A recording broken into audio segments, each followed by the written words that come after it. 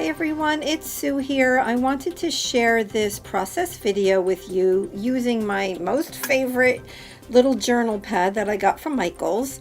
The focal point of this page is going to be a stamp that I purchased from Designs by Rin. And at this point I am doing my typical collaging. I have used some jelly plate paper, that's the orange hearts that you see up at top, and I'm also using some of my drop paper, and very shortly you're going to be seeing me bring in some of my 12 by 12 papers. There they are, that I tore down into different smaller shapes, and I'm going to go ahead and get those onto the page.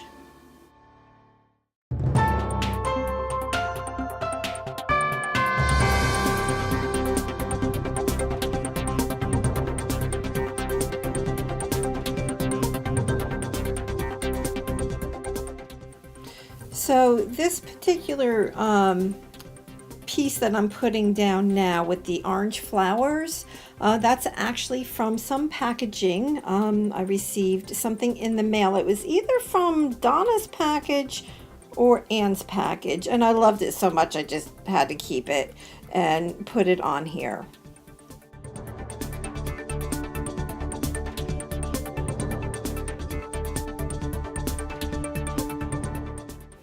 So I just want you to pay special attention to some of this paper.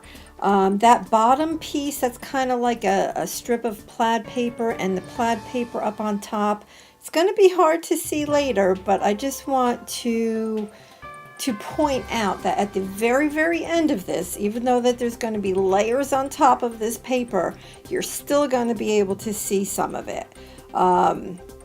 So at this point, I'm putting down some washi tape.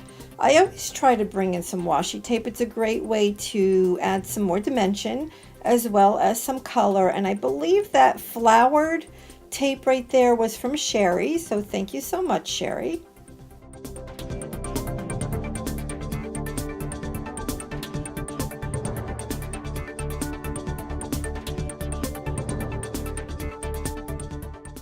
And so the next layer I'm going to bring onto this page is some napkin.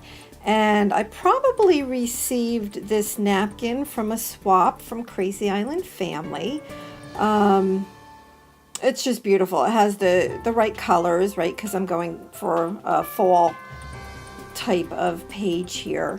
And napkins, I love using napkins as well as tissue paper. Because, and I'm going to show you in a minute, I'm going to lift this page up, but when you cover it or adhere it with Mod Podge or probably any other type of gel medium, you can see through it. So when you have a napkin that has multiple layers, I forget what it's called right now, the layers, so you're going to peel off the back layers, and you're just going to keep that top layer that has all of the print on it. And when you put it down and go over it with a medium, you can see right through it. I mean, you can see right now, you can still see the orange flowers and everything. And what a great way to bring in another layer onto the page.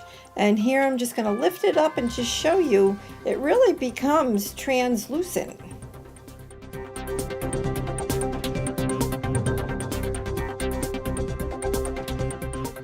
So I'm taking some of this Claudine Hellmuth Sable Brown acrylic paint, putting it in this little tin that I have. I think I got that tin at like Home Goods a few years ago, and it's working out very well for me to mix my paints in. And I put a lot of water into this paint. I wanted it to be very fluid and very translucent. I did not want a heavy layer on here.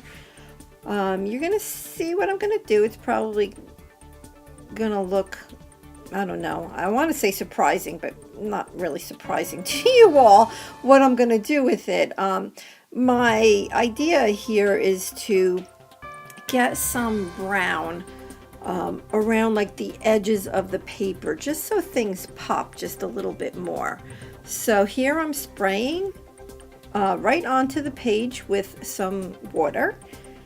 And I'm going to dab off a lot of that brown paint. But again, it's still there. It's just not as brown. It's not as opaque. Opaque was probably the wrong word to use there, but you can still see the brown. It just brings another, texture visually to the page.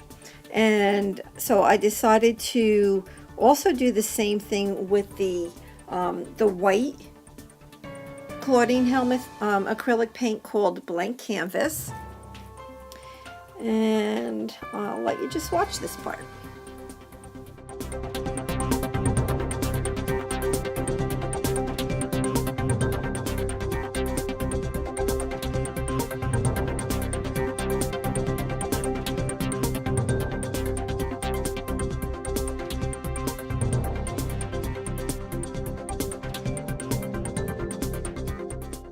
So I've put a very, very thin layer of the white on top of the brown, and I did dry off the brown. I made sure that that was nice and dry before I put the white on top, and I'm just building layers. And here's the two stamps that I was thinking about using, and I decided to use the one called Forest Floor 2. And I originally was going to stamp right on the page, so I was taking that white paint and just making it a bit more opaque so that the stamp would show up on it. But then I thought about it, and this particular page has a lot of different layers, so it's not all flat. So I decided to do something different. I'll show you in a minute. And I took this big stamp in my brown Hero Hues ink, and just very randomly and not neatly just going around and stamping that. And I make sure that that is dry as well, and I will lift that up so you can see it. Isn't that just yumminess? And you can still see the papers underneath. So what I decided to do so that this stamp would pop on the page, like I said, I wanted to be the focal point. I decided to stamp on this mixed media paper pad that I have. It's a small pad. And look at how beautiful that stamp is. Isn't that gorgeous? I just love it. I love the way it came out. So I'm taking my antique bronze spray stain, and I'm going to go ahead and spritz around on the page.